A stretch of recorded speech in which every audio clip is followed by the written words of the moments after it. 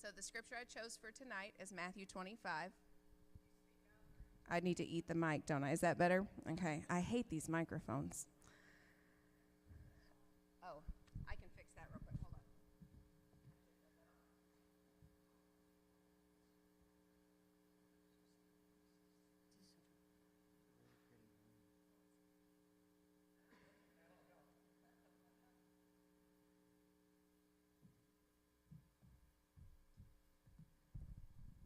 All right, let's try this again. Can y'all hear better now? Okay. If at any point you can't hear, feel free to just raise your hand, and we'll pause for a minute and make sure we get sound worked out. So the gospel passage I chose for tonight is Matthew 25. Those of you who have been around the Presbyterian Church for a while know that we like to talk about being Matthew 25 people. The scripture says, "I was hungry and you gave me food. I was thirsty and you gave me something to drink. I was a stranger and you welcomed me. I was naked and you gave me clothing. I was sick and you took care of me. I was in prison and you visited me." And Jesus goes on to say, "Just as you did for the least of these, you did for me." What stands out to me in this passage is that Jesus doesn't talk about hunger and poverty and vulnerability as distant social issues. He identifies himself in the problem. He identifies himself as those who are hungry, those who are struggling, and those who have been pushed to the margins. This tells us that this teaching is not about just charity or meeting public need. It is about our discipleship. It is about whether we are willing to see Christ in the places where our culture teaches us to look away. When our culture teaches us to look away from the people on the margins, we begin to see the systemic sin that is all around us. Systemic sin is what happens when broken human attitudes become the embedded life of the community. It shows up in our assumptions, in our institutions, in our habits, and in our policies that make suffering worse and then blame those who are suffering for how they're struggling under the oppression. This kind of systemic sin hides how complicated life really is. It ignores the reality of low wages, rising housing costs, issues with transportation, access to mental and physical health care, trauma, child care, disability, unstable family systems, and the way one crisis can be the tipping point to unravel everything. It ignores the fact that many people go to work every day and still cannot afford food, rent, and stability in their lives. So tonight, we are really grateful to hear from our community partners who are doing this work. St. James Baptist Church is in a food desert in the area of Fayetteville. If you know what that is, that's kind of the Asbel Elementary area. If you think about that area, there is one grocery store, and it's a Harps. I think there's probably 2 gas stations. There's nowhere to walk to get food. It is hard to get food, and the food that is in that neighborhood is expensive. They have responded to the food challenges in our neighborhood with concrete ways of food distribution. One of the things I really have appreciated in researching about St. James is their food lockers. They do a lot of work to give people dignity and accessibility to things outside of when the church is able to provide services. And we're also grateful to hear from Seven Hills, who help those who are experiencing homelessness through shelters, day services, their Restoring Hope Clinic, case management, and programs that help people move toward long-term stability. My hope for tonight is that we all leave with a deeper understanding and a clearer sense of what it really means to be a disciple of Jesus, where so many people in our world are marginalized and overlooked. With that, I will let our panel introduce themselves and take it away. Usually we go left to right. I got it. I'm on it. Hi, I'm Becky Jones. I am the CEO of Seven Hills Homeless Center. Do you want us to say more than that? Or what do you want to do? Let's explain a little bit about what y'all do. Well, you guys have been tremendous supporters of our organization for a long time, and we're very grateful for that. Seven Hills has a day center location at South School, and we've been there for several years, where we see anywhere from 100 to 150 people a day, and we offer just basic needs. People who are coming in need to get their mail, get a shower, change of clothes, and some case management. About 2 years ago, actually 2 years ago last week, we opened an overnight shelter at our Walker property. I'm not sure if you guys were aware of that. We used to have some transitional housing, but knew that we needed to have a space for people to come inside, and so we opened a 64-bed shelter. We have 32 men and 32 women that stay in our shelter, and it's not just a place to stay. They actually come into a program that's called Life Forward, and so they work with case management, and the ultimate goal when they're in our shelter is to get them back on their feet. And so we do that with setting goals, with getting jobs, with connection with family and with church, and really just spend the time to help people realize that they're worth it and to help them find their confidence to make better decisions with themselves.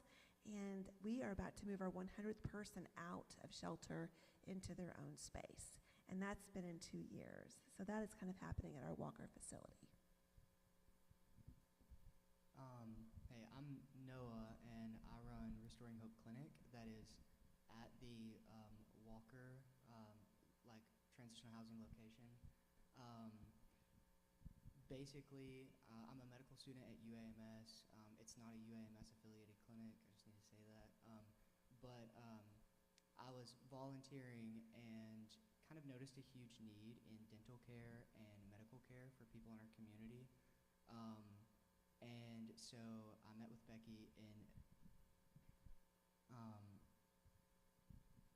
conceptualized an idea to start an on-site free medical and dental clinic that partners with all of the other clinics in the area as well. So Welcome Health, if you guys are aware of that, the Samaritan Center, and other places like the community clinic. So what we do is really help try to maximize access to medical and dental care for people. And yeah.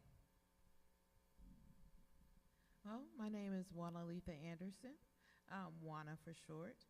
I have a passion for fighting food insecurity. I am the volunteer coordinator and a community health worker down over at the St. James Food Pantry, not too far from here.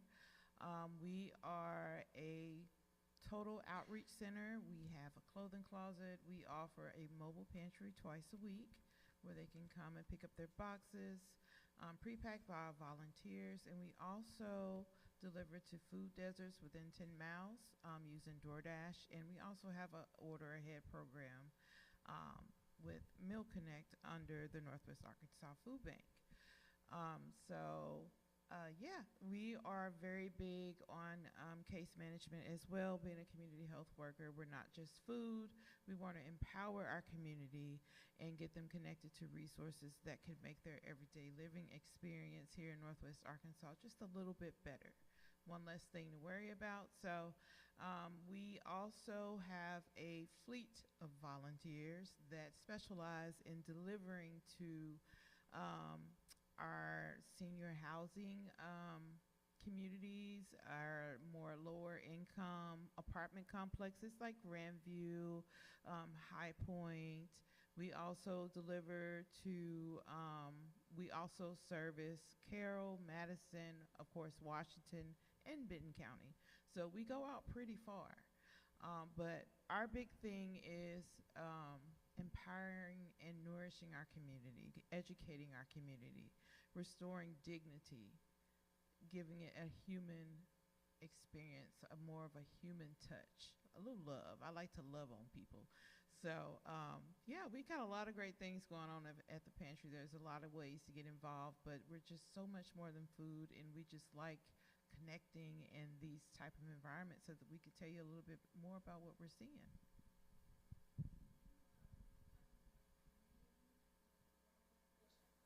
It is the Squire Jehagan Outreach Center. And in the Squire Jehagan Outreach Center down below the bottom, that's where the pantry is located. So we're right down the road here at the old St. James on South Willow. Right over here. So the church, the new church is located off of North Street. So we found a way to turn the old building into an outreach center. So my director is Minister Monique Jones. So if you're familiar with her, she's also a city councilwoman. So I'm in here in her place tonight. So she's a little busy. So you got me. Well, we are thankful that you are here. Can the three of you kind of discuss what are some barriers that people face that are not necessarily known to those of us who don't face these issues?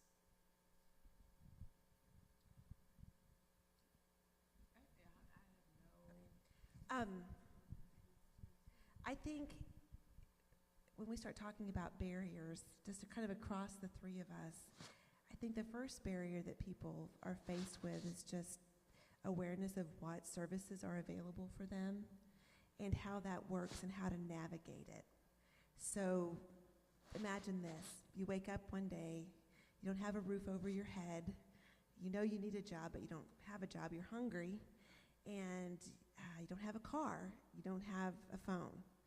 And you have got to, in a few short moments, try to figure out what the bus route is, what time someone is serving breakfast, lunch, or dinner, where you can get clothes, and where you could potentially start thinking about what your next steps are. So sometimes a barrier is as simple as the things that we take for granted every day just being there whenever we wake up and knowing what that day is going to look like. Fayetteville is very unique in Northwest Arkansas. Fayetteville is the best city in Northwest Arkansas. We really are service rich. I'm sitting here and I'm thinking about, you probably know Marcus Lockhart. You know he's, my Marcus, yeah. We are seeing a lot of the same people, and I think because of that, it makes it a little bit easier for people to navigate throughout Fayetteville, to figure it out very quickly. But it really does take a lot of different churches being involved and a lot of communication, and for just those basic things, so that the barrier isn't what time does the bus come or where do I go. People can't look for work if they're spending all of their time trying to get to a service. And so I think, that's probably what you've experienced, that's probably one of the biggest things, is just those basic needs. Yeah, I totally have to agree. Out of all the things that you would think an underserved or an unhoused community would have the most issues with, it is transportation. We see that all the time, and we're very fortunate to have bus passes over at the pantry. We work with ORT, and I literally research routes. I will tell them exactly where to go, whatever it takes. And we also have on-demand transit, and one of those pickup spots, a bus stop in front of the pantry. So I have to agree. So I can, personally, give a really personal story that kind of really backs up exactly what Becky's saying. So my mom and my older siblings are actually a recipient of programs very similar to Becky's and, a lot of other services. So I grew up in Northeast Arkansas, Paragould to be exact. My mom previously was homeless on and off the streets for a long time with my siblings. You might kind of wonder, how does somebody end up being homeless on and off the streets? Well, my grandma in a small town and my grandpa were involved in a murder. And basically that left my mom with no support, nowhere to go. She's 18 and she's pregnant with my older sister. She was living in a house with her grandma, my great-grandma, and then that house got burned down because someone was making drugs in the house. And look, very typical Northeast Arkansas. So my mom, from the age of 18 onward, was on and off the streets, places like Memphis, Northeast Arkansas, Illinois, and programs like Becky's were literally life-saving for her. And so I just want to, give a personal story and really emphasize that if services like that didn't exist, I wouldn't be where I am today. I wouldn't be able to be in medical school. My mom would have never got on her feet. If people from our church would not have watched me and my siblings while my mom worked at Sonic, we wouldn't have been able to get where we are today. So I think services like these are really beautiful, and even sometimes when you can't see a direct impact, I think far down the road it can really, really have a big spiderweb effect. So I run Restoring Hope. It's healthcare, and some barriers to access definitely are, like they're saying, knowledge of that. And that's why I wanted to bring the healthcare to the people that need it. I don't want to start a clinic that's 20 miles away from where everybody living on the streets are, I wanted to bring one that's a walk up a hill to them, so that when they have an issue, they can get dignified care from volunteer physicians and dentists and medical students. So, we're not paying any providers or anything like that. All of the funding that we get goes to medical supplies, equipment, and things like that for people. So if people don't have proper medications for their mental health, or diabetes, blood pressure management, things like that, then it's hard to work. It's hard to get on your feet. So I just kind of wanted to, I guess, say that's a big barrier, and then also tell a personal story to really back up programs like these. And to that, and I think another barrier, like that's great. I think another barrier is connection with people.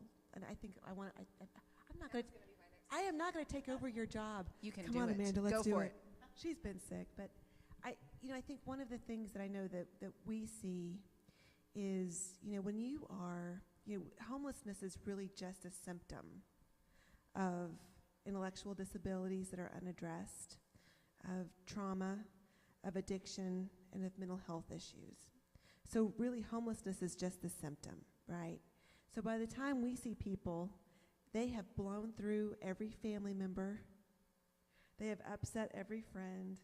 They have lost connection with people, and they've really lost that sense of self. And so just knowing how to develop connection with church groups, with food pantries, with, kind of that social capital, to have that relationship with you, to be able to look you in the eye and to find something in common. But connection is definitely something that it's the saddest, it's the hardest barrier to address that we see people that they need. Can you guys talk a little bit about the difference in the unhoused population versus the food insecure population? I'm not sure that people realize the difference. So your food insecure can be made up of a combination of everything. The typical participant that we see at the pantry, some may be unhoused, meaning they, for lack of a better word, I don't like to use this word, unhoused is homeless, or you're a transient community, meaning they're living with someone, or they don't have a stable living environment. Your food insecure could be your Walmart, a Walmart home office person, somebody that's just came in from work, can't make ends meet. Food is the first thing to go. I remember before I left corporate, I am a divorced single mom. I had 3 children and not much support.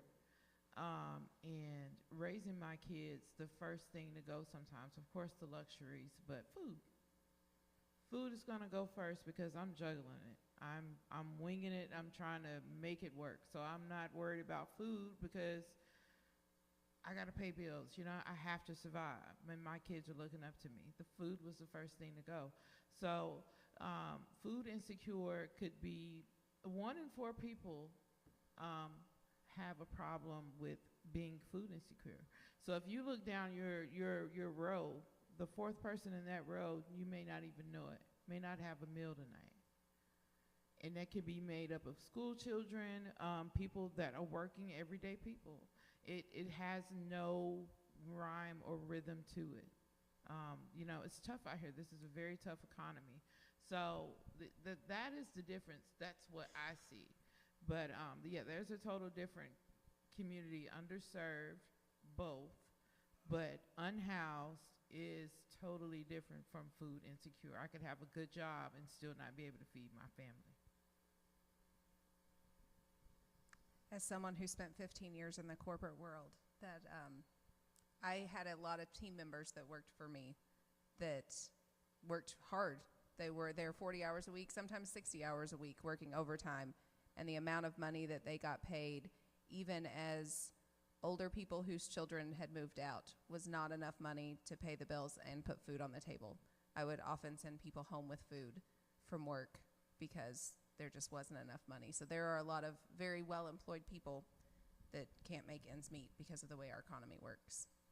Well, and the thing that's so you think about people who are unsheltered that are being served a meal. one of their goals is to move out and be self-sufficient. And one of the scariest things that they face when they get a job is, but how will I be able to prepare my own meals? And if I'm trying to make ends meet. So several of the people that we find housing for are recipients at the food bank at St. James, at Squire Jehagan, because they're trying to make it, they're trying to come out of, a system that's providing for them daily. And to be able to say that we've got a great partner in our community where you can actually go and get food and be independent, it's a step forward, is huge. So it's a service that affects everybody for sure. And not only do they, get food, I wish you could just come and see the pantry and what goes on there. We have some great donors in this area. This is, ACES. It's a very great place, but not only are we giving them boxes of food, but we're offering nutritious food, farm fresh food. Spring Creek, Cobblestone Farms. We have a lot of hubs up here where we have networked to make sure that they are getting nutritious food, healthy food. We have food RX boxes. We have someone, let's say a doctor calls over from Washington Regional. They have a patient who has a very strict diet and they need a food RX box. We can get that to that patient. So, they're getting nutritious food. They're asking for it. We survey the line, and the biggest thing that they ask for, fresh fruits and vegetables. Fill my box with fresh fruits and vegetables. So it's just not about feeding them. It's about total nourishment of the whole person. With that in mind, what are some of the realities that you guys see, some of the stories of people that are impactful, that are facing these issues? I know when Becky and I talked, we got to talk about some of the people who have moved out and how they've come back to help the community. What are some of the things you guys see? I feel like I can kick off with an example that would kind of tie into everything. So if you don't have teeth, you can't eat nutritious food, and that's kind of the simplest way to say it. So a lot of people that are unhoused and don't have any stability in their lives, they're not going to the dentist twice a year and getting a teeth cleaning so that they don't have gum recession, so that their teeth don't fall out. They are dealing with way bigger issues than thinking about brushing their teeth in the morning and at nighttime. And oftentimes they might not even have the supplies to do that in certain settings that they're in. You have to have running water to brush your teeth. I see people at cold weather shelter a lot, and have seen, this is one of the big things that inspired me to do this, is people in pain with tooth abscesses, they can't eat.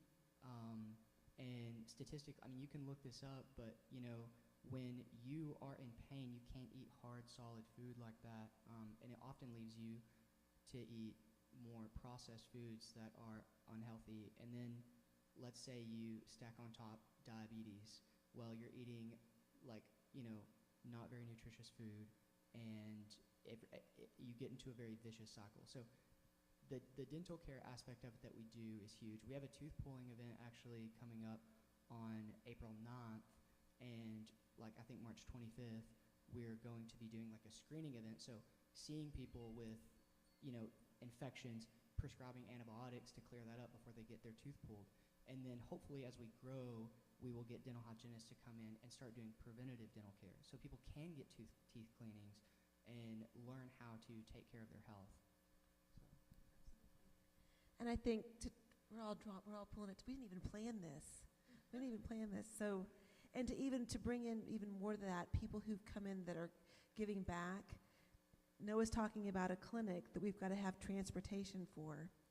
And we have someone who's volunteered to drive the van, to take people, and his name is Marcus. And earlier I mentioned just briefly Marcus to you. So I'm going to can I tell the story of Marcus real quick? So I feel like, because Marcus is going to be, who wants to go to a tooth extraction clinic? When Noah told me this, I'm like, they're going to get 10 to 15 people on the bus, and they're going to all go, they're so excited to get their teeth pulled. But we run cold weather shelter at Seven Hills. Whenever the weather temperature gets really low, we partner with Genesis Church. And last year, There was a guy, his name is Marcus, kind of a big, tough guy, who lived outside in the most complex and clean and organized encampment I had ever seen in my life. And he was very much to himself. He did not want to get into trouble. He did not want anyone to bother him. He was doing his own thing. And he would kind of walk through our property on occasion, and he would get his mail with us. And Marcus has a pretty complex past story, but he's so far removed from that I'm not going to share the whole thing. But he came into cold weather because it just got so cold last January. January before last got so cold. And came into cold weather shelter, and he was sitting there, and I was like, Marcus, like, community kind of looks good on you.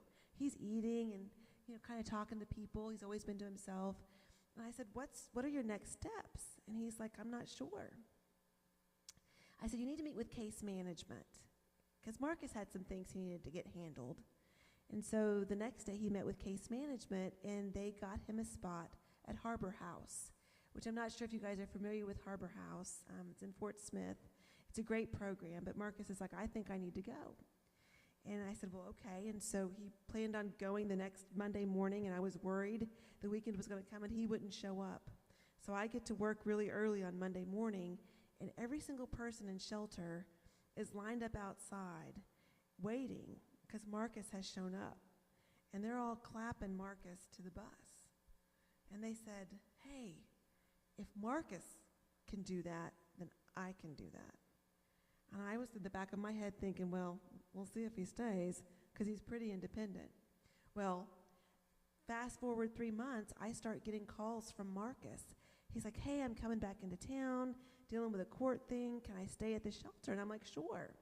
So this started happening every 2 weeks. He was trying to take care of some court issues that he had. And I would show up and make sure that he got to the courthouse.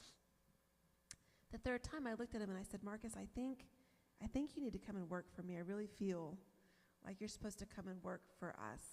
And we had a little apartment. I said, I think we're supposed to give you this apartment. I couldn't get off. He was always, will you pray for me before I go into court? And I was like, oh, dear Lord, please be with Mark. Mark, please be with Mark. I just really felt in my heart we were supposed to give him a chance. And that was almost a year ago. And that chance that we gave Marcus, he has been helping, working in our shelter, living on property, and giving back at St. James, at their food pantry, and is willing to help other people do that. So we do see people come out of and into self-sufficiency, and the first thing that they want to do is give back to the place that helped them get through that. I think I met Marcus. He just showed up on a bike out of nowhere in the cold about a year ago, and he was like, I heard this is a food pantry. Y'all need some help? I was like, yeah, come on in. And he'd show up twice a week faithfully, and then he just disappeared.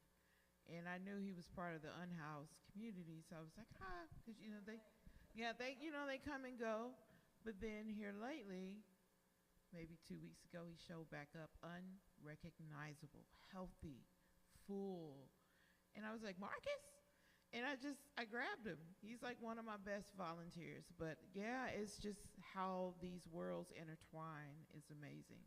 But he's one of my best volunteers. I'm very proud of him, very proud of him. I have not got a chance to speak with Juana alone. So the research that I did on St. James was just on the internet.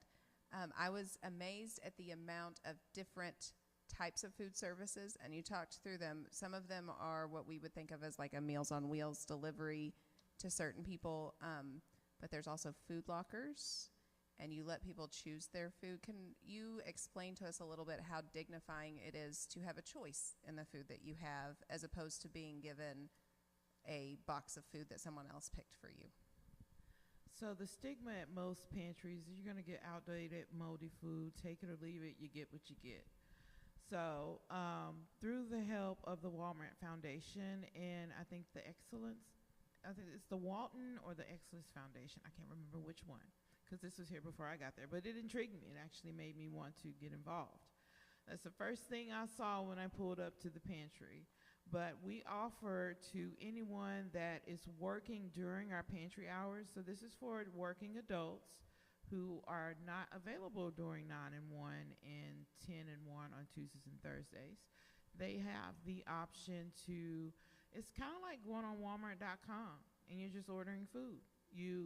I have a room, it's my baby, I call it the little bodega because it's a grocery store, but I have volunteers that shop our room. Our participants are able to make one order a week where they pick up to 25 items at multiple quantities, depending on what we have.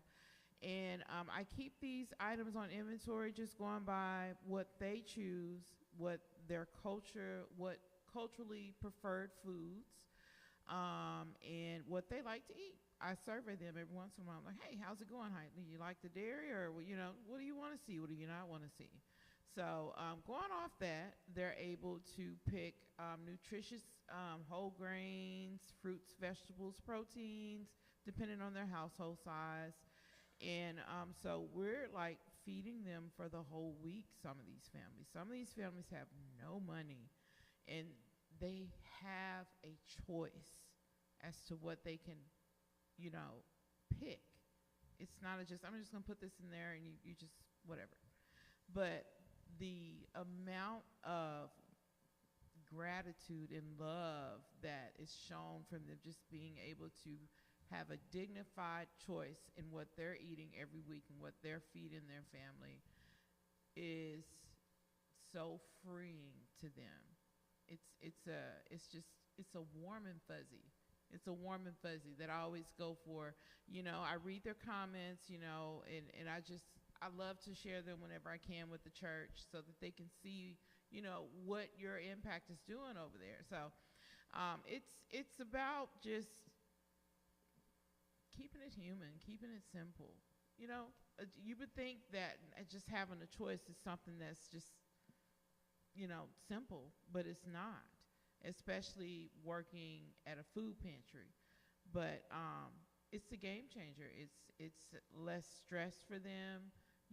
It's our way of making sure, even though I understand that some of their situations are very different from ours, and it's more stressful, and I know that food, diapers, household items, they're even able to get cleaning supplies for hygiene bags. Whatever they put in those comments, I'm going to make sure that our shoppers provide for them, because the more that I can take off their plate, the better for them.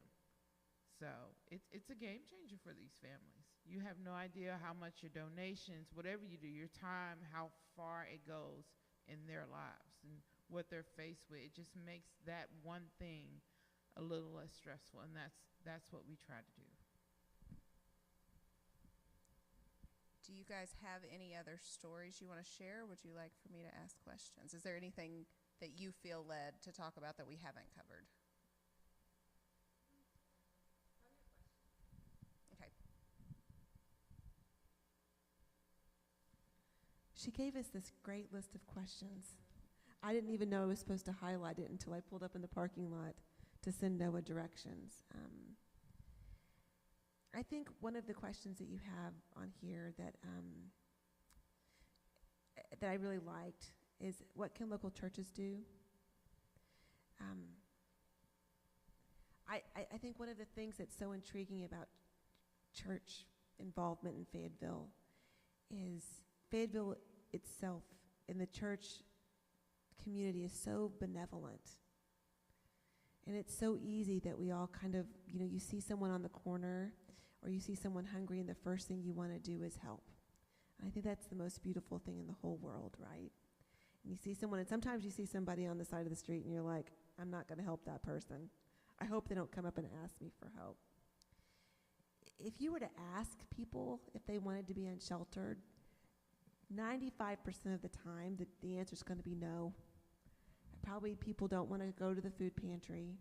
People would much rather be in a different place.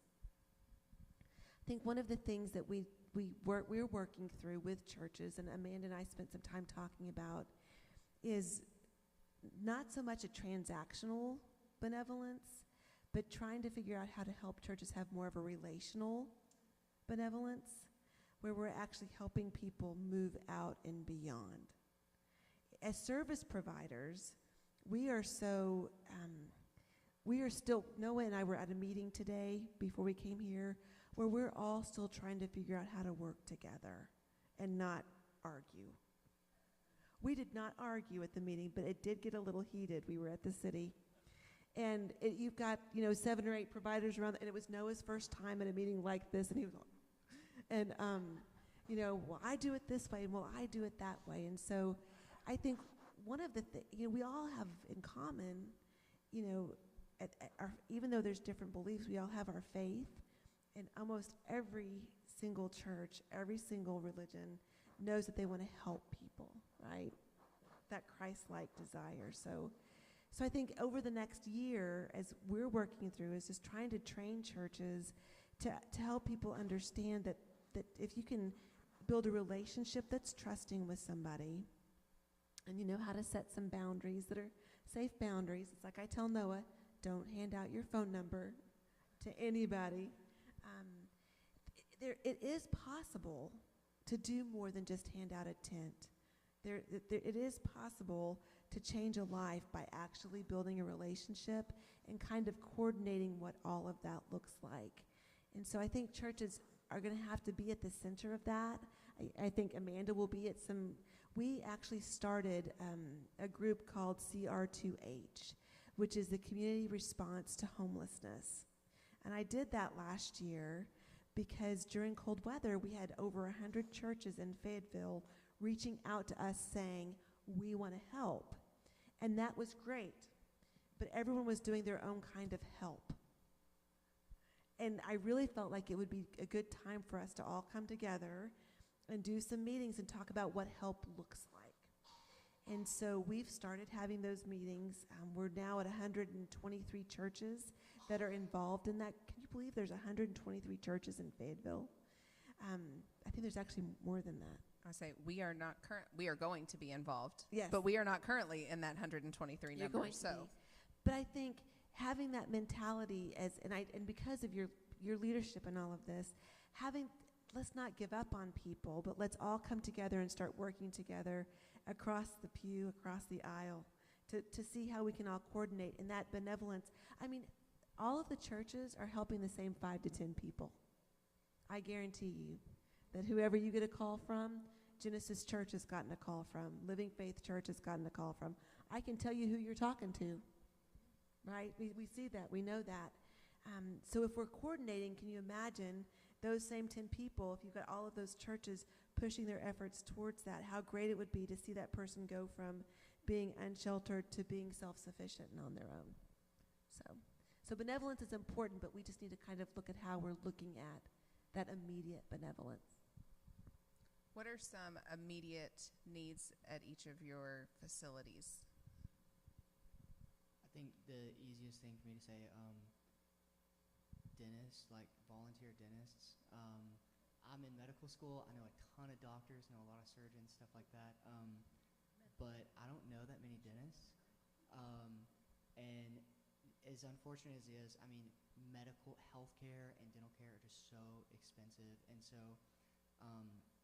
I think it's beautiful that everybody has different things that they're rich in. Some people have a lot of time to give away. Some people have skill that they can provide for people for free. Some people just have money, and some people, have insight, wisdom on how to create a blueprint that will help people. And so that's the beautiful thing I love about this clinic, is that it really gives people the opportunity to give away something that they have in excess. And I see that in the physicians that volunteer, and hopefully we can get some more dentists that will, but dentists is the first thing. I think for us, the biggest need is volunteers. We have a big community that we service. I think last month we fed about 15,000 people. That's a lot of people. That's a lot of boxes. That's a lot of man hours, a lot of hard work. So for us, it's volunteers. We need people every day of the week. I have volunteers that come in every day, Monday through Friday, within the hours of 9 and 3. I'm there 8 to 3:30, but we always need the time. God provides in a way that is unreal over there at the pantry. Some days I'm thinking of things that I need and it just shows up. So, yes, we always need, food. We're always going to need the hygiene products, clothes, baby items, but more than anything, the time. We need volunteers. We provide meals at our shelter over the weekend. People stay at the shelter. We like them to have community. It's very calm. A lot of cornhole. And that's crazy. It's like a little community. But we're always looking for people to provide a meal. And the shelter's a little bit easier to do that. If you've got 60 people, providing a meal on a Saturday or a Sunday is kind of a fun thing. And I guarantee you'll have better stories to tell each other than I've been able to tell you while I'm sitting up here. So that's always a great way to get involved right away as a group. Can you tell us a little bit about how case management works? What do your case managers do to help people? Life skills. People forget. I mean, it's as simple as, case management is about setting goals. We know that when people come into shelter, they can stay. Salvation Army is a phenomenal program, but they're Salvation Army, they're more emergency. We know that people come to us and they're going to stay 30, 60, 90, 120. We had someone just leave on their 183rd day. So we know that it's going to be based on each person. It's going to be specific. And so case management really sits and says, okay, this is where you're starting out and this is where you're going to go. So they help people find jobs. We've seen people go to rehab. A lot of times when we tell people that they need to start working, we find out very quickly that they need to work on themselves first because they're not ready for a job. And so we'll kind of pull them back and say, okay, let's take a few weeks and kind of work on yourself. But it's as simple as getting back into some sort of routine where you get up in the morning and you're going to take a shower 3 times a week at least. You can shower when you want to. When I first moved back, I grew up in Salem Springs, moved away and came back and took this job. I ran into somebody that I went to high school with at the day center. Did not realize who he was, but he walked up to me, and his name is James, and he came up to me and he jokingly grabbed me and was shaking me. He said, "I've turned into an animal." And he's joking, and I'm crying. Because that's what being outside does. That's what being disoriented does. All of a sudden, you are watching out for yourself. You're trying to make sure that you're fed. It's all about survival. And when you lose all of those things that you're familiar with, he was dealing with it with humor, and I was realizing that that's exactly what happens sometimes. So case management is really, if you were to ask them, every day is a new day, but it's about helping someone come back and see themselves in the mirror as someone that's worthy of not being there, that there's more on the other side. So case management becomes that connection and that support. All right, I think we can probably open up the floor for questions if you guys have questions, and we can continue to talk. If you guys come up with something, feel free to share. Thurman has a microphone.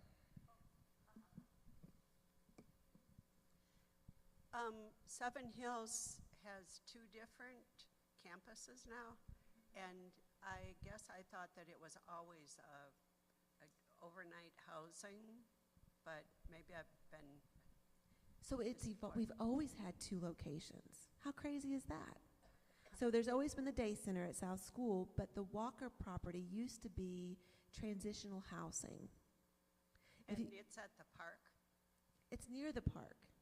It's on, it's off of MLK. So if you go past MLK right before you go past Genesis Church and you keep going, it's on the right. And it's a little bitty circle community.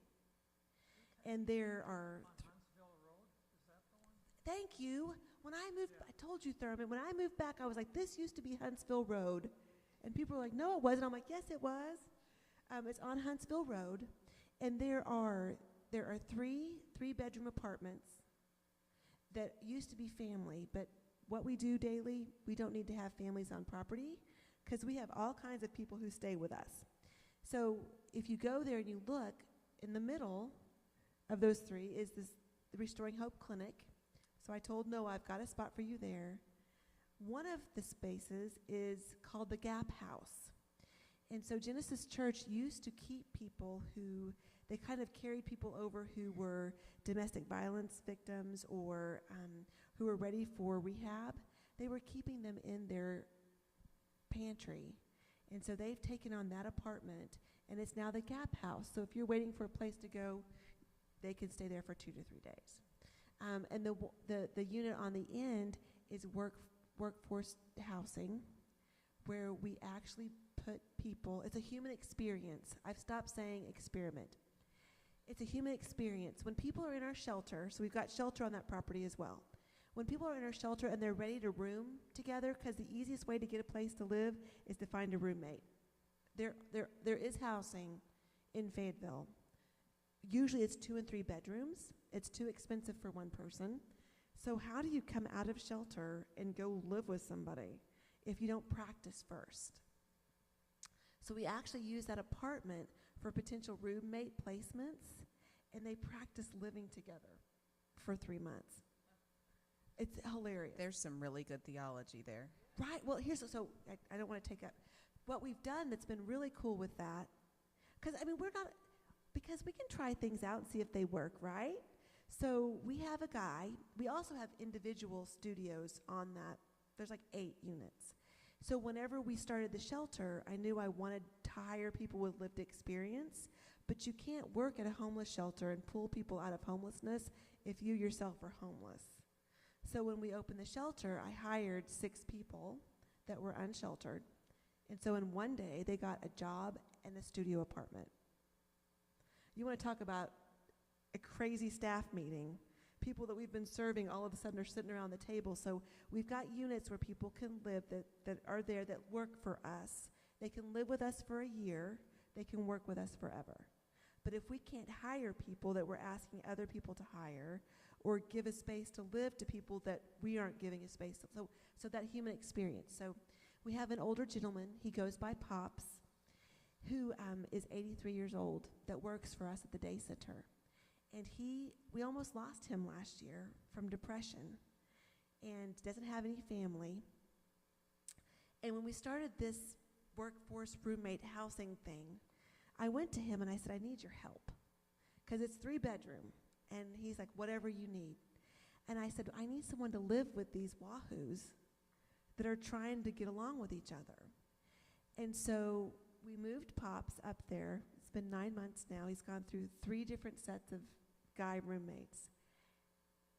And he is the house parent. And he is making sure they're eating meals together. And he is making sure that they're being compliant. And he is making sure, and he has all of a sudden realized, hey, I might have family I want to connect with. And so all of this time, us thinking he didn't have family, he just had some family hurt. So in April, after doing that for 9 months for us, he's reconnected with a daughter that he's only met twice in his life, and is going to Savannah, Georgia, to live with their family, and has had this connection. And so, yeah, you want to talk about it's been the most beautiful thing in the whole world to watch him do that. But you know how it goes. We can create those moments everywhere. But so then our shelter is on that property. Yeah, okay. To answer your long question. And St. James, the pantry, is at the old St. James Church, the red brick? Yes, ma'am. Actually, right over the hill here, there is a housing, like a housing complex right in front of it, more like it's an older, I can't remember, but we're on South Willow going down the hill, and there's a housing development and a little daycare center right in front of us. But yeah, it's the old church. Yes, ma'am. Not too far. I think one of the most interesting things in these discussions is that the services make a difference, but it's the connections between people. It's knowing that you've got people and a support network and developing relationships.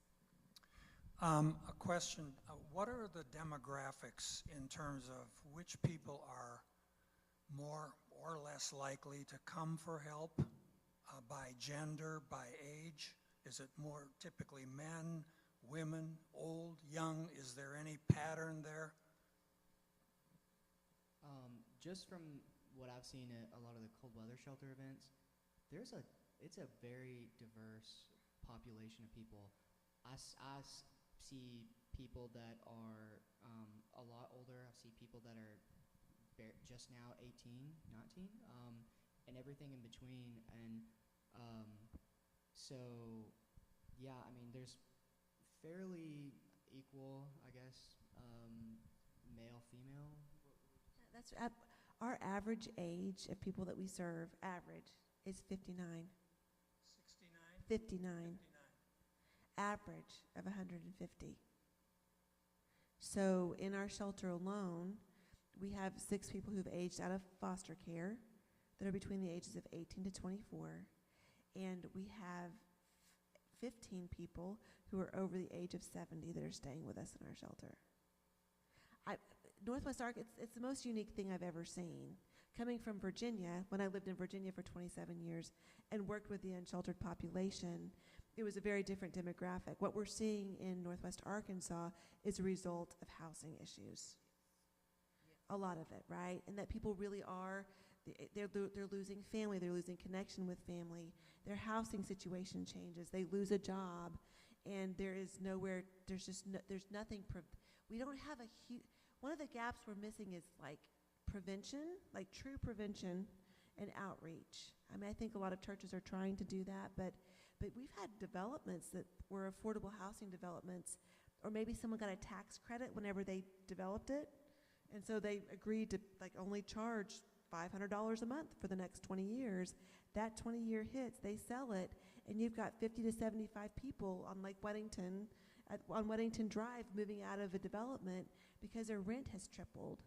I mean, we're truly, I mean, that housing conversation is a true that's a true conversation that's happening. And so we're seeing, we have had police officers I nearly lost it, dropped off a 73-year-old woman with nothing but a box of photos one day because she was evicted. And Becky had told me that story. It was heartbreaking. And that was a woman who had lived in an income-controlled housing addition that was kicked out of her house. She had lived there for a long time. Tell me about how the New Beginnings fits into this. Yeah, absolutely. So New Beginnings is near us, right? So our day center is kind of next door. We are the current day center for everybody. So Salvation Army, New Beginnings, and the city of Fayetteville. Solomon and his group serve chronically homeless people, right? So there are probably 8 to 10% of people who are probably always going to struggle just a little bit. Maybe there's not as much hope for them to get back on their feet. And New Beginnings focuses on serving the chronically homeless. Whereas we're serving people, it's situational, it's addiction, it's mental health, who have the ability to pull themselves out of homelessness. Is New Beginnings something that could be enlarged? I am not sure. I mean, that's a question for Solomon for sure. I know that we have worked together in partnership for a quadruplex that he's built, that he's been working through. I mean, we were just at a meeting with Solomon as well. There's got to be some sort of continuum and alignment. Not everybody is going to be at that level of homelessness, right? No. It's going to be a small group of people who are at that. I don't think everybody knows what New Beginnings is. Huh? I don't think everyone knows what New Beginnings is, and I don't want to do him a disservice. He would do so much better, and I can see exactly what he would say. He has these lips; they're so fantastic when he talks. Don't you dare tell him I said that. Just kidding. But New Beginnings has a property where they have 15 to 20 units. That's a box where people can actually go and live. So it's more independent. It's guest run. So it's kind of a place where when they have a place for someone to go, you can go and you can stay there. And they actually kind of do their own governance, if that makes sense. I think he's at 20. They also have a place that's called a Place to Heal, which is great. Janet Gardner runs that. And that's a respite place for people who are unsheltered that maybe have to be in the hospital. And then they can go and stay at their respite location. But right now it's a smaller I believe maybe it's up to 20 cabins, but I'm not quite sure. Yes, Seven Hills and St. James is on the resource list for cooperative emergency outreach. Do you keep track of referrals there? Because CEO sees a lot of single mothers with children. The question was, do we keep track? Take that. Yes. Did he ask? Do we keep track? Yep. If there's any cross-referencing, how are those people managed throughout the system? I should be talking into the mic. I'm sorry. So yes, we use a system called OASIS through the Northwest Arkansas Food Bank, which also collects demographical information. So we have an idea of who we're serving, the population, age groups, all of that. And also, I do case management as a community health worker. So if they actually become one of my clients, I keep track of all of their things as well, using an app or a little platform called Unite Us. So it's actually in Find Help. I also use HARP, which is 211. But either way, they are managed throughout the system wholeheartedly. And we use a program, which I'm trying to remember the name of the lady from CEO that comes to our CR2H meetings, but she's been there before. We use a program called Mission Tracker, which actually works with the Homeless Management Information System, but it's independent, and the reason why we use Mission Tracker is because it's not proprietary. So HMIS is a federal platform that we have to use to manage people who are kind of keep track of intakes. Mission Tracker is something that the churches that are part of our CR2H program can actually use Mission Tracker so that we're able to make sure that we're not duplicating services, and or when you get a call and Susie Jane is looking for her birth certificate, we have a number that you can call and we can say, wait a second, we actually got her birth certificate, so don't do it again. Because that's what's happening a lot, right? Because people lose their stuff and they're like, I lost my stuff. And we're like, call this number. Chances are we have a copy of your stuff or a way for you to get your stuff easier. Because someone's got to keep track, right? Because people are losing stuff. So we use Mission Tracker, and it's been great for us to use to keep track of things. So many people, all they have is on their phone. Right, that's right. I did want to ask the demographics at the food pantry. Do you guys see a wide demographic, or are there pockets that seem to struggle more? Yes, we do have. Fayetteville is a melting pot. The people in line, it's like going up to work the line. I worked our pantry line today, and it's the most beautiful thing. It's a rainbow. But what we see the most are low-income to medium-income families and seniors. Our senior communities are being hit the hardest right now.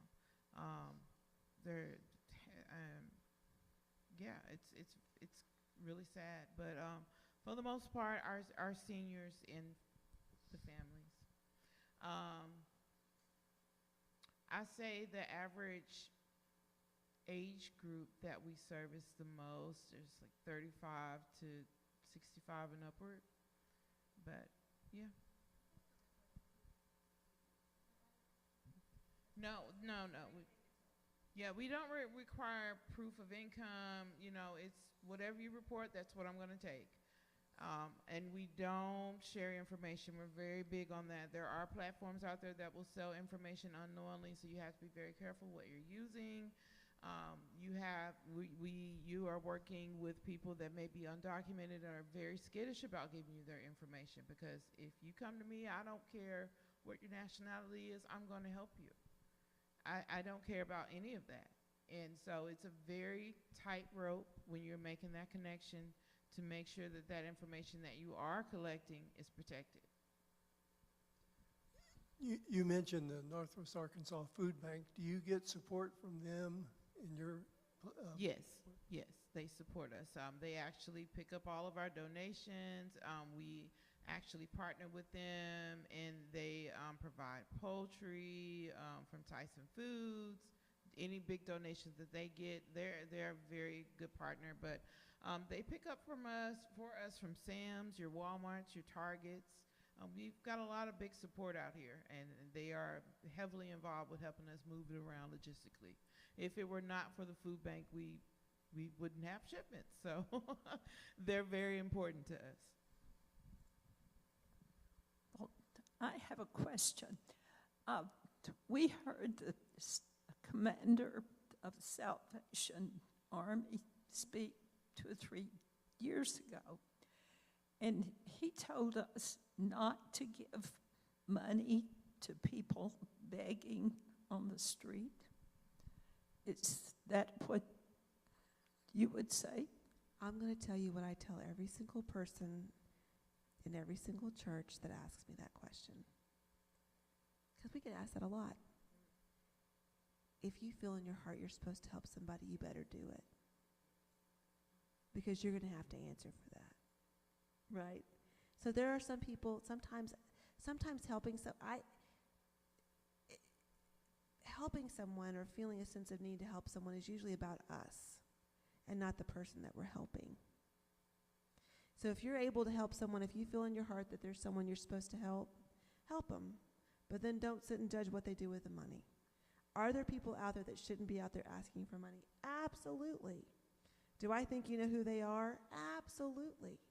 But I also know from my experience of my father, who I lost 2 years ago, who grew up in a very different time, didn't quite understand about people who were asking for money on the street. And my father felt in his heart that he always should keep a little envelope, and he had a little Bible verse and a $20 bill, and when I moved back here, I would ride with him to the sale barn, and there was the same lady that he would always give $20 to. And I was like, Dad, stop giving her $20. And he said, this is more about what I feel like I'm supposed to do, right? So for any of us to ever sit up and say, don't help somebody, I'm helping somebody who flips a sign. I'm just not giving them money. You're helping someone who flips a sign. You're helping someone that flips a sign. There's always going to be someone out there that's asking for help that really does need it. Just use discernment, right? I mean, blessing bags are a great thing to keep in your car. I love a blessing bag. Our church in Shalom Springs, it's a blessing bag, and you have to get down through the socks to understand that someone's just giving you $5 because you don't even see the cash. And so I think any of those opportunities, I just think it's such a strong statement for us to say. I would never say that. And I don't think that our new Salvation Army guy would say that either. But yeah, it's more about you, right? Some of us are having to learn how to be philanthropic and care about other people. So if it's on your heart and you know it's the right, just do it. I think for me, it's a spiritual thing. I'm going down MLK every morning to drop the kids off on the way to work. And whatever's on my heart, that's what I'm going to provide. It may be a 20. It may be a blessing bag from my trunk. It may be a gift card that I got, and, hey, I don't need that. Whatever I feel, that's what I'm going to give. But to say that, I just don't agree with it. It's a feeling for me. And on the topic of blessing bags, real quickly, if you ever need blessing bags, our church does keep them on the tables in the sanctuary near the bathroom hallway. Our youth and our children pack those, and we leave them out there. If you ever want to donate, Christy and I manage all the supplies for them, and we have the kids pack them when we have free time so that there's always some out there you can just grab and throw in your car real easily. Well, I guess I try to operate on reason and not so much from my heart. I have seen people stay with an abusive husband because they felt sorry or they loved them or something. And so I've kind of gone the other direction of trying to make intellectual decisions rather than emotional decisions. I'm sorry, I have a voice thing, but that's just my comment. Well, and there are plenty of people, isn't it great that we all have different gifts? That's how you think. I mean, that's why it makes all of this so great, is that you process that way. We need people like you to process that way, right? But then there's other, right? So yeah, so we're all different. But yeah, just you never say never. You never know. But I will also say, never give somebody your phone number. Never tell them where you live. Don't give people rides in cars, because I mean, there's all kinds of other boundaries I'll set for you.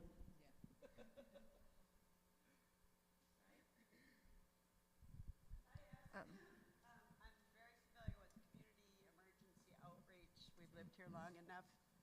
We've lived here long enough to watch the start of community emergency outreach in order to coordinate some of these requests for help, and it has so gone beyond that. Are there published resource guides? It's the librarian in me that asks this. Is there some common database to look at, like your Restore Hope? You know, I was not aware, and I'm happy. I've read, because of Monique, about the food pantry there at St. James, and we've been familiar with Seven Hills. But so that's one question. My other question has to do with the housing director for Fayetteville. Is there one now? So can you elaborate on those two things, since I have We were just in a meeting with her as well.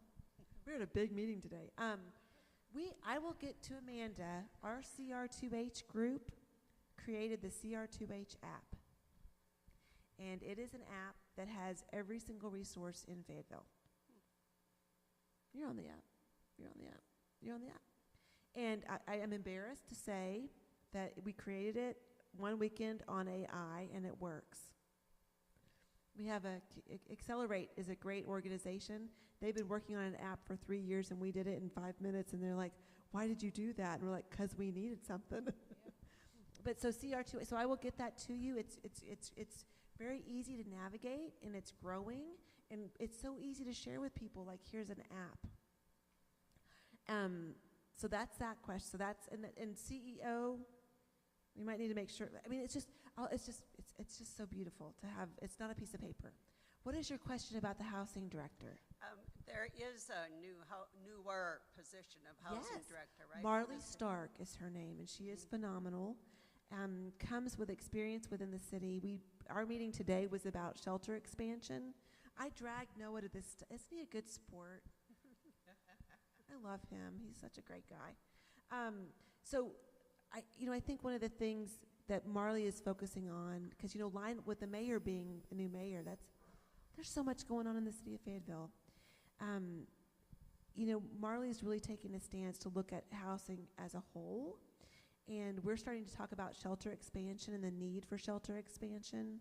So that position is going well. I think some of the things that they're running across, that's a struggle. They're trying to find different forms of housing to come into the city of Fayetteville, and some of our own council members who are interested in affordable housing aren't necessarily voting for some of those options, so they're seeing that as a struggle. And they've also just posted a position for a homelessness coordinator. Is that what she said? They're going to also hire someone who's going to focus on trying to get all of us Wahoos coordinated who were doing homelessness services, which will be great. Did you used to work at the Fayetteville Public Library? Okay, down. Mullins. Yep. Yep. Okay. I'm now being retired. I use the public library a whole lot more. Yeah. Well, the reason why how many of you guys have been to the Fayetteville Public Library? Right. You have seen all of our friends, have you not, at the Fayetteville Public Library? David Johnson is such a treasure, the executive director. I met with him because one of our outreach moments is to go to the Fayetteville. If we can't find somebody for case management, our case managers go to the library, and we'll find people trying to keep their phones charged. And I sat with him one day, and we've kind of done some cross-training with some staff. And I was like, "Thank you for what you do." And he's like, "Well, what do you mean?" I said, "Well, it's in our name. It's what we do." And he said, "Becky, public is in my name. Public is in our name. We've got to serve the public." And he really schooled me that day. And ever since, I've always had a lot of respect for the public library system, but there's so much that people deal with that we have really don't even can begin to comprehend. That's harder than what we do on a daily basis. Are there any more questions? We had a friend here who came to this. She died when she was 106. Do you know who that was? Okay. She used to go around with her car and give seniors food of some sort. And I wondered if that was still going on. She did that through a program, and I don't know what it was. Ellen Smith, that's it, yeah. I know, I've heard Meals of the on Wheels. It was called Meals on Wheels. Well, it's been around. It was around for a long, long time, and she just did all that for people signed up, I think, who were seniors, and that she would take them. I wonder. And homebound. Was it Meals on Wheels? You said Meals on Wheels? Surely there's. Well, I know Meals on Wheels is still active in the Bentonville-Rogers area because I see them out and about. But I have not seen them in Fayetteville. I know that the program went through a lot of changes, and they lost a lot of funding. But what I do know is those same volunteers that would go and help Meals on Wheels are finding other ways to plug themselves into the community. We actually picked up a few volunteers that drive. On Tuesdays, we have this super fleet of people that just show up, and they take boxes everywhere all over Northwest Arkansas. So the work is still being done, but under maybe with a different hat. How do you deal with clientele with drug problems? Does that enter into the equation? That would be the majority of our day center people. At the day center at Seven Hills, there's no drug use on property, right? It's not allowed, drug or alcohol. When people come into shelter, we don't require people to stay sober, because when you decide to come into shelter, chances are you're already dealing with an addiction, but you're not allowed to have alcohol or drugs on property. And so when you start developing those relationships with people and you start giving them a stable environment, the first few nights you'll have people come in inebriated, and they'll not be acting appropriately, and so we'll actually address that with them. And typically people who are in need will end up going to some sort of rehab. So we work with them at the shelter, at Cold Weather Shelter, which is our, whenever it gets 15 at or feels like that cold weather shelter, people come in all kinds of conditions. And our goal is to keep them alive.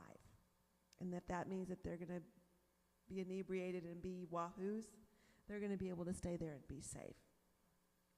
Staff training and awareness is the key to dealing with issues like that for us. Our case management team, we opened Cold Weather Shelter at the United Methodist Church in downtown Siloam Springs this year, which was great because a lot of those people were my school teachers growing up, and I'm having to sit around and telling them they're going to be safe if they opened up a cold weather shelter, and sat with them and said, look, it's going to happen. You're going to have someone come in and they're going to be inebriated or high, and this is how you deal with it. So training is really important to keep everybody safe.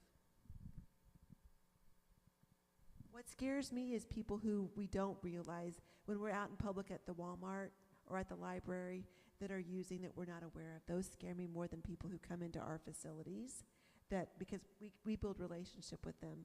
It's the people that we don't know that scare me or cause concern. Any other questions? All right, well, thank you. Do y'all have anything else to add? Anything on your hearts? The only thing I have is a little story. I had a volunteer. She's so adorable. But I had worked the check-in up front, and when I'm not downstairs, they're going to come find me. It's like, where is my volunteer coordinator? Just to come say hi before they leave. And a lady had pulled up in a brand new vehicle. Bells and whistles, the whole nine. Beautiful. I complimented it on the color. Then she handed me her card. So I scanned her in for her boxes, and I said 5 boxes today, and I called her by name, and she was like, Donna was like, she's here for food? And I'm like, yeah, she's here for food. She's got a big family to feed. And I said, they just got that nice vehicle. Her husband works a lot of hours, you know. And she was like, and we're going to give her food in that nice vehicle? It's like, who am I to say who eats today, Donna? And she was like, you're right. You're right. And then she came back like an hour later. She said, you know, it's been on my mind ever since you said that. Who am I to be a gatekeeper? And who am I to judge? I really appreciate you for calling that out. I was like, no worries. Because, you know, everybody's hungry. And we all got to eat, you know. It's who am I to say she can't eat here because she has a nice vehicle? And it's saying that homelessness, unhoused, transient, food insecurities, they all look different for people. You have worked beside people who have been homeless for 5 years and you didn't even know it. You are working beside people that live in hotels. They get up every day and they hold their heads up high and they carry their on with their lives, and you never even knew it. You're hanging out with seniors, older individuals, the most precious population in our community to me. I love the seniors. And they're sleeping in their cars right now, and you don't even know it. So just show a little grace.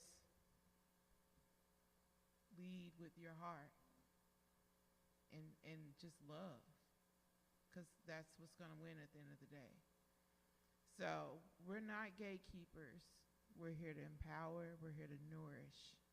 And we're here to spread the love of what our teachings tell us at the end of the day. No matter how we feel about what's going on in the world, or what we think it should look like, homelessness and food insecurities, because it's very different. It's 2026. So I just wanted to say that. And I appreciate y'all for showing up and listening to us tonight. Well, I have no better closing words than that. So